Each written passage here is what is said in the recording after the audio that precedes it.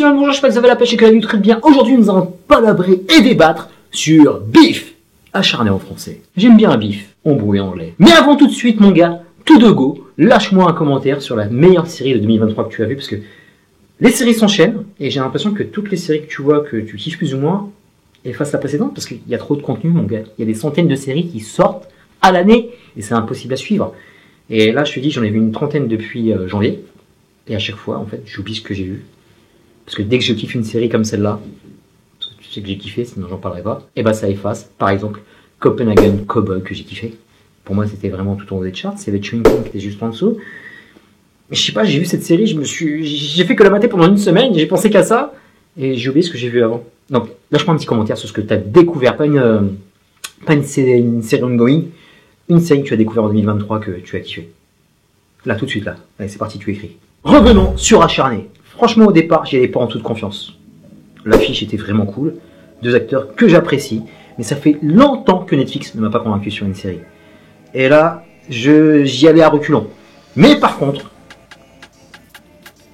le sigle A24 à côté, bah, j'étais en confiance. Parce que c'est les poids lourds du moment. Ils ont tout éclaté aux Oscars. Ils m'ont toujours tabassé dans le bon sens du terme au cinéma. Et même s'ils sont un peu moins présents sur les séries, leurs TV shows sont du même acabit. Euphoria, Mo et maintenant Beef qui se rajoutent à la moire à trophée. Tellement c'était de la bombe atomique. Une œuvre qui va mêler les genres avec maestria, pousser le nez fixateur à une forte méditation sur le sort de notre monde. Car oui mon pote, le bordel cogne fort. C'est la série de l'embrouille, la série du conflit qui va être introduit impeccablement. Ça va s'avérer au départ être un jeu de massacre savoureux, drôle, mais bordel, plus tu avances, plus ça tourne au morbide et au triste, car personne ne sortira indemne de ce chassé-croisé, de ce mano-mano entre ces deux personnes qui n'étaient pas faites pour se rencontrer. Ils viennent de différentes sphères de la société, mais ils vont être unis pour le pire et pour le pire. J'aime les séries courageuses qui font face à la société, qui font face à l'ère du temps, et celle-ci ne va pas avec le dos de la cuillère. Elle résume parfaitement le chaos social dans lequel nous vivons. En ce moment, c'est pas la joie, hein. Beef attrape toutes les thématiques, les retourne, les éclate, les mélange, les rassemble. Pour mieux te surprendre, et il faut de la surprise dans les séries. Pression de la réussite professionnelle qui t'a détruire ta famille et ton âme. Cette famille à qui absolument tu dois rendre des comptes, même si t'as pas à le faire et que tu dois pas te sentir obligé de le faire. La dépression, le burn-out, ces démons qui te bouffent le cerveau jusqu'à la moelle osseuse. Un regard aiguisé, plein d'autodérision et beaucoup de critiques sur la communauté asiatique et surtout sur l'expatriation. C'est une série qui est beaucoup plus universelle qu'on ne le pense, parce qu'on pense que ça va rester entre eux. Mais moi, en tant qu'enfant d'immigrés maghrébins, je peux m'identifier à ce qui se passe par rapport à eux. Je pense que toutes les communautés expatriées qui arrivent dans un pays étranger le vivent. Et ici, c'est la même, parce qu'on va parler de parentalité et aussi de fraternité. Le tout englobé par notre cher ami, le capitalisme roi, et ce putain d'appât du gain qui te pousse à l'extrême. Et tout ça, ça va créer deux personnages, ça va créer deux monstres autodestructeurs, absurdes, de véritables encucus que tu peux pas t'empêcher d'aimer. Et à un moment, t'as envie de rentrer dans l'écran, et t'as envie de les séparer. Arrêtez de faire de la merde, parce que c'est abusé d'en arriver là. Est-ce qu'il le mérite vraiment? Est-ce qu'il mérite de se...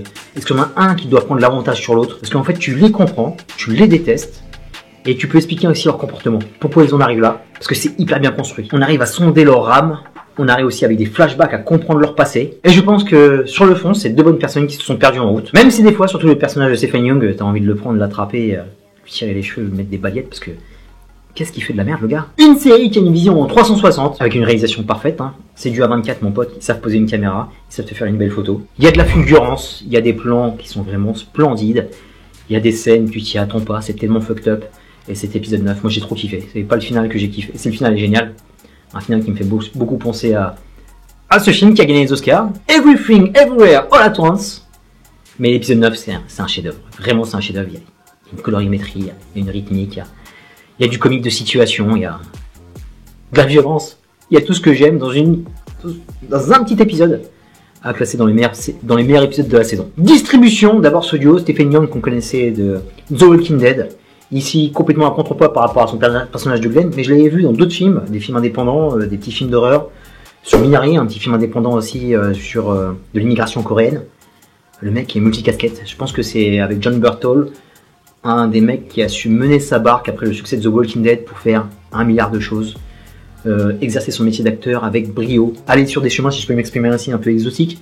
Tenter de l'expérimentation. Et tu vois que le mec c'est un acteur complet parce qu'il arrive à te faire détester ce qu'il est. Parce que Glenn on le kiffait, tu vois. C'était le mec le plus gentil de la Terre. Jamais tu veux qu'il se fasse buter par Negan. Mais là, purée. Qu'est-ce qu'il est horrible, du début à la fin. Et il est vraiment formidable. ce personnage pathétique, loser, mythomane, ils ont fait un maximum. Je te spoil pas ce qu'il fait, mais il fait quand même des dingueries. Mais Ali Wong, je connaissais un petit peu moins, je l'avais vu dans quelques comédies, c'est plutôt un second couteau. C'est une comédienne américaine, une stand-upeuse, dont j'ai pas vu les spectacles. Mais là, c'est le rôle de sa life, la meuf. Elle a plus qu'en confirmé. Qu'est-ce qu'elle est forte. Et c'est un petit bout de femme, tu vois. Jamais tu vas la craindre, mais je te promets qu'elle fait flipper de plus en plus. Et tu vois qu'elle est archi déterminée. Et quand elle pique des colères, quand elle devient Godin, mon gars, tu t'écartes. Et ils sont tous bons. Il y a une révélation. J'ai beaucoup aimé le personnage de David Cho. Lui aussi, je crois que c'est un stand-upper, si mes souvenirs sont bons, parce que je l'ai vu passer sur Joe Rogan en interview. Et Joe Rogan aime beaucoup les stand-uppers. Une révélation, j'ai kiffé ce personnage. Je crois que c'est mon personnage préféré de la série. Parce que c'est le mec qui a le cœur pur. C'est vraiment le bon gars. Au début, vraiment, tu le prends pour un branleur, mais finalement, plus la série avance, plus tu vois que c'est le mec le plus intelligent, le plus clairvoyant, le plus généreux. C'est le mec qui pardonne tout le temps à son frère. Paul, interprété par Young Mazino. Révélation totale, parce que c'est un jeune acteur que j'ai jamais vu. Donc, j'espère qu'il aura une grosse carrière, que ce sera un bon tremplin pour lui, pour qu'il joue d'autres rôles, parce qu'il est excellent, le gars. Et un mot aussi sur les réalisateurs, Jacques Schreier et Ikari. Tu vois qu'ils ont bossé sur des séries qu'on regarde. Et on s'arrête jamais sur les réalisateurs, parce qu'en fait, ils passent de série en série, et il y a un certain toucher. Jacques Schreier a bossé par exemple sur Dave, il a bossé sur Minx, et Ikari a bossé sur Tokyo Vice, deux réalisateurs en devenir. Il y en a un, ça me fait flipper, parce qu'il a déjà été récupéré par la machine. C'est lui qui va réaliser Thunderbolts du MCU. Le MCU est partout, franchement c'est un virus. Mais en tout cas, excellent, ils ont donné une magnifique patine à cette série. Et autre chose, la réalisation a donné une certaine ambiance à la série, des fois c'était vraiment onirique.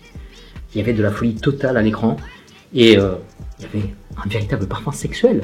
À un moment, quand tu la regardes en train de s'embrouiller, bah, ça m'a créé une tension.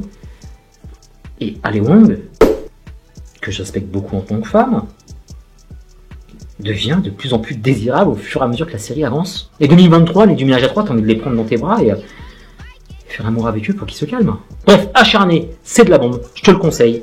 C'est le chute libre des années 2020. Chute libre avec Michael Douglas, hein. Fais attention aux références. Donc fonce, il y a à boire et à manger, il y a de la réflexion.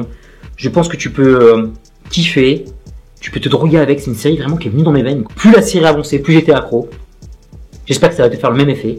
Et pas trop buter parce que ça me fait plaisir en fait quand tu rentres dans mon sens. Terminus pour Bip, je te dis à très bientôt pour de prochaines vidéos. D'ici là, porte-toi bien, merci pour tes likes, tes partages, tes commentaires. Tu vois que je suis un peu plus régulier maintenant, j'espère que ça va continuer à durer. Lâche-moi un commentaire si t'as vu Bip, qu'est-ce que tu en as pensé. Et d'ici là, je te fais plein de gros bisous. Peace and love.